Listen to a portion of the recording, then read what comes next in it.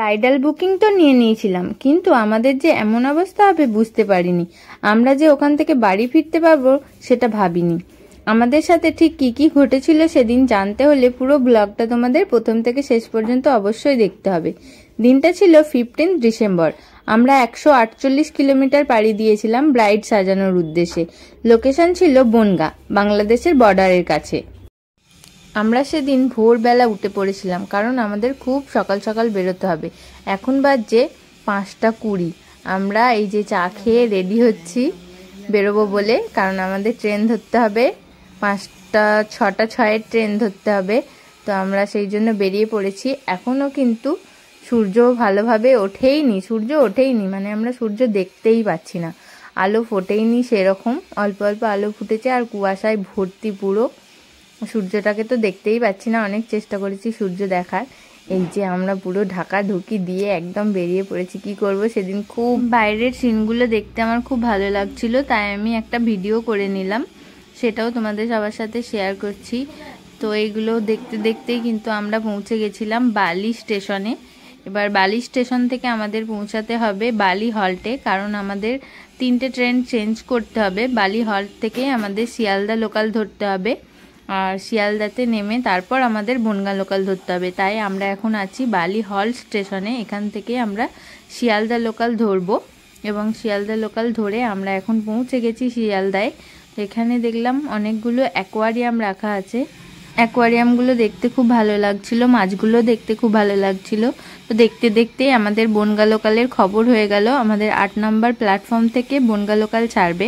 তো আমরা বনগা লোকালে উঠে রওনা দিলাম আমাদের বনগা স্টেশনের নদী, অনেক স্টেশন, অনেক মাঠ ঘাট সমস্ত কিছু পেরিয়ে আমরা কিন্তু যাচ্ছি বনগা স্টেশনের উদ্দেশ্যে। তো বাইরের সৌন্দর্যটা সত্যি সেদিন খুব সুন্দর লাগছিল। বাইরে অনেক রকম অনেক কিছু চাষবাস হয়েছে, সেগুলো আমরা দেখতে দেখতে যাচ্ছিলাম। আর আমার সব থেকে ভালো লেগেছে যে স্টেশনে ওই চায়না বুক স্টলে একজন লেখালেখি করছিল। তো ওই শিল্পীটাকে আমরা ভেবেছিলাম প্রথমে মেয়ে শিল্পী, কিন্তু তারপর মুখটা যাই ঘোরালো দেখলাম না, উনি একজন ছেলে শিল্পী। তো আমরা তো অবাক হয়ে গেলাম। এরপর আমরা পৌঁছে গেছি বনগা স্টেশনে। এরপর আমরা ব্রাইডের বাড়ির উদ্দেশ্যে রওনা দিলাম। স্টেশনের খুব কাছেই ছিল আমার ব্রাইডের বাড়ি। তো আমরা টোটো ধরে ব্রাইডের বাড়িতে পৌঁছে গেছি। ব্রাইড তখনও বসেনি, আমরা প্রায় পৌঁছে গেছি 12:30টার সময়। ব্রাইডদের বসার টাইম ছিল 12:30। তো আমরা টাইমিংয়ের মধ্যেই পৌঁছে গিয়েছিলাম। জিনিসপত্র সাজিয়ে নিয়েছিলাম। আমাকে 2টো মেকআপ লুক রেডি করতে হতো, একটা পার্টি মেকআপ এবং আর একটা ব্রাইডাল মেকআপ। আমার ব্রাইড এসে আমাকে বলল আমার গায়ে হলুদ এখনও আসেনি। আমি বলি ঠিক আছে, আমি পার্টি মেকআপটা রেডি করি, তুমি তোমার দিদিকে একটু পাঠিয়ে দাও। এই যে আমি আমার ব্রাইডের দিদির পার্টি মেকআপ লুকটা রেডি করছি। দিদির মেকআপ সম্পর্কে একটা ব্যাড এক্সপিরিয়েন্স আছে, যেটা দিদি আমার সাথে শেয়ার করছিল মেকআপ করতে করতে।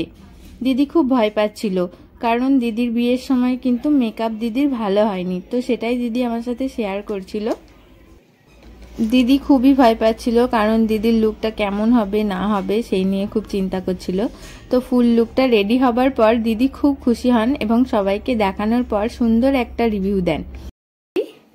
আজকে দিদি আমার কাছে পার্টি মেকআপ করেছে, তো দিদির কাছে শুনে নিই কেমন লাগলো দিদি। আমার খুব ভালো লেগেছে, আর আমি পুরোটাই দিদির ওপর ছেড়ে দিয়েছিলাম। আমি এক্সপেক্ট করিনি যে এতটাই ভালো হবে লুকটা। খুব সুন্দর হয়েছে, আমি ফুল স্যাটিসফাইড। Thank you. হ্যাঁ, তোমাকে এদিকে তাকাতে হবে না। এত কিছুর মাঝেও কিন্তু আমার একটাই চিন্তা মাথায় ঘুরছিল যে 5:30 ট্রেনটা আমাদের ধরতেই হবে, না হলে কিন্তু আমরা বাড়ি পৌঁছাতে পারবো না। কারণ আমাদের লোকেশন ছিল 148 কিলোমিটার দূরে। ব্রাইডের তখনও পুরো মেকআপটাই বাকি। তখন ঘড়িতে বাজে প্রায় 4:35।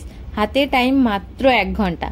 কাজ শুরু করলাম, যতটা তাড়াতাড়ি করা যায় ততটা করার চেষ্টা করছি। দেখলাম ঘড়ির কাঁটায় তখন 5:40 বেজে গেছে। তখনও কিন্তু কলকা হেয়ারস্টাইল পুরোটাই বাকি রয়েছে। সব আশা ছেড়ে দিয়ে বাড়িতে ফোন করলাম, তখন ঘড়িতে বাজে 6:35। আজ আর বাড়ি ফেরা হবে না আমাদের।